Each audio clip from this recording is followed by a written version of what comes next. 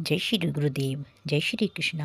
हमारे शास्त्रों में वर्ष भर में आने वाली 26 एकादशियों में विजया एकादशी को काफ़ी महत्वपूर्ण माना गया है। कहा जाता है कि विजया एकादशी का व्रत रखने से व्यक्ति को इस लोक में विजय मिलती है और परलोक में भी उसका पुण्य अक्षय रहता है। आइए सुनते हैं विजया एकादशी की कथा। एक बार अर्जुन भगवान श्री कृष्ण से बोले, हे वासुदेव, फागुन मास के कृष्ण पक्ष की एकादशी का क्या नाम है तथा उसके व्रत की क्या विधि है? कृपा करके मुझे इसके विषय में विस्तार से बताएं। तब भगवान श्री कृष्ण बोले, हे पार्थ, फागुन मास के कृष्ण पक्ष की एकादशी का नाम विजया है। इस व्रत के प्रभाव से मनुष्य को विजय मिलती है। इस विजया एकादशी के महात्म्य के श्रवण व पठन से समस्त पाप नष्ट हो जाते हैं। एक समय देव ऋषि नारद ने जगत पिता ब्रह्मा जी से कहा, हे ब्रह्मा जी, आप मुझे फागुन मास के कृष्ण पक्ष की विजया नामक एकादशी का व्रत विधान बताने की कृपा करें। ब्रह्मा जी बोले, हे पुत्र, विजया एकादशी का व्रत प्राचीन तथा नवीन पापों को नष्ट करने वाला है। इस एकादशी की विधि मैंने आज तक किसी से नहीं कही, किंतु तुम्हें बताता हूँ। यह समस्त मनुष्यों को विजय प्रदान करती है। अब तुम इसकी कथा सुनो।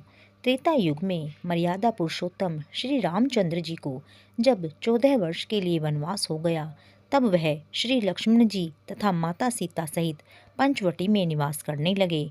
उस समय महापापी रावण ने श्री सीता जी का हरण कर लिया। इस दुखद समाचार को सुनकर श्री राम जी तथा लक्ष्मण जी अत्यंत व्याकुल हुए और सीता जी की खोज में चल दिए। घूमते घूमते वे मरणासन जटायु के पास पहुँचे। जटायु ने उन्हें सीता जी के हरण का पूरा वृतांत सुनाया और भगवान श्री राम जी की गोद में प्राण त्याग कर स्वर्ग को चला गया। आगे चलकर राम लक्ष्मण जी की सुग्रीव के साथ मित्रता हो गई और वहां उन्होंने बाली का वध किया। श्री हनुमान जी ने लंका में जाकर सीता जी का पता लगाया और सीता जी से श्री रामचंद्र जी तथा सुग्रीव की मित्रता का वर्णन किया। वहां से लौटकर हनुमान जी श्री रामचंद्र जी के पास आए और अशोक वाटिका के सब समाचार कहे। तब श्री रामचंद्र जी ने सुग्रीव की सहमति से वानरों तथा भालुओं की सेना सहित लंका को प्रस्थान किया। जब श्री रामचंद्र जी समुद्र के किनारे पहुँचे, तब उन्होंने अगाध मगरमच्छों से युक्त समुद्र को देखकर श्री लक्ष्मण जी से कहा, हे लक्ष्मण, इस अगाध अनेक जीवों से युक्त समुद्र को किस प्रकार पार कर सकेंगे? तब श्री लक्ष्मण जी बोले, हे भ्राता, आप पुराण पुरुषोत्तम आदि पुरुष हैं। आप सब कुछ जानते हैं। यहाँ से करीब आधा योजन की दूरी पर कुमारी द्वीप में वग्दालभ्य नामक मुनि रहते हैं। उन्होंने अनेक नाम के ब्रह्मा देखे हैं। आप उनके पास जाकर अपनी विजय का उपाय पूछिए। लक्ष्मण जी के वचनों को सुनकर श्री रामचंद्र जी वग्दालभ्य ऋषि के आश्रम में पहुँचे और उन्हें प्रणाम करके बैठ गए।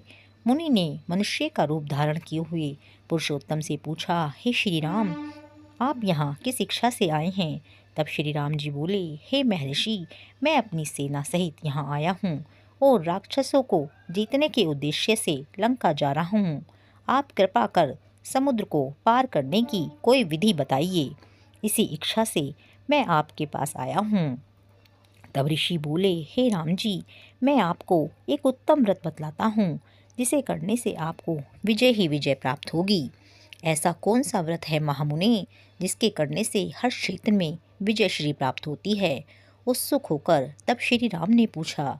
महर्षि बोले, हे मर्यादा पुरुषोत्तम, फागुन मास के कृष्ण पक्ष की विजया एकादशी का व्रत करने से आप अवश्य ही समुद्र के पार हो जाएंगे और युद्ध में भी आपकी विजय होगी। हे राम जी, इस व्रत के लिए दशमी के दिन स्वर्ण, चांदी, तांबे या मिट्टी का एक कलश बनावें। उस कलश को जल से भरकर तथा उस पर पंच पल्लव रखकर उसे वेदिका पर स्थापित करें। उस कलश के नीचे सतनजा और ऊपर जौ रखें। उस पर श्री नारायण भगवान की स्वर्ण की प्रतिमा स्थापित करें। एकादशी के दिन स्नान आदि नित्य क्रम से निवृत्त होकर धूप, दीप, नैवेद्य, नारियल आदि से भगवान की पूजा करें। वह सारा दिन भक्ति पूर्वक कलश के सामने व्यतीत करें और रात्रि को भी उसी तरह बैठे रहकर जागरण करना चाहिए। द्वादशी के दिन नदी या तालाब के किनारे स्नान आदि से निवृत्त होकर उस कलश को ब्राह्मण को दे देना चाहिए। हे राम, यदि आप इस व्रत को सेनापतियों के साथ करेंगे तो अवश्य ही विजयी होंगे। तब मर्यादा पुरुषोत्तम श्री रामचंद्र जी ने मुनि की आज्ञा अनुसार विधि पूर्वक विजया एकादशी का व्रत किया और इसके प्रभाव से दैत्यों के ऊपर विजय पाई। अतः हे राजन, जो मनुष्य इस व्रत को विधि पूर्वक करेगा उसकी दोनों लोकों में विजय होगी। श्री ब्रह्मा जी ने नारद जी से कहा कि हे पुत्र, जो इस व्रत का महात्म्य सुनता या पढ़ता है उसे वाजपेय यज्ञ के फल की प्राप्ति होती है। वास्तव में विष्णु भगवान का किसी भी रूप में पूजन मानव मात्र की समस्त मनोकामनाएं पूर्ण करता है। भगवान राम हालांकि स्वयं ही विष्णु के अवतार थे, अपितु अपनी लीलाओं के चलते प्राणियों को सद्मार्ग दिखाने के लिए उन्होंने विष्णु भगवान के निमित्त इस व्रत को किया। विजय की इच्छा रखने वाला कोई भी मनुष्य इस व्रत को करके अनंत फल का भागी बनता है।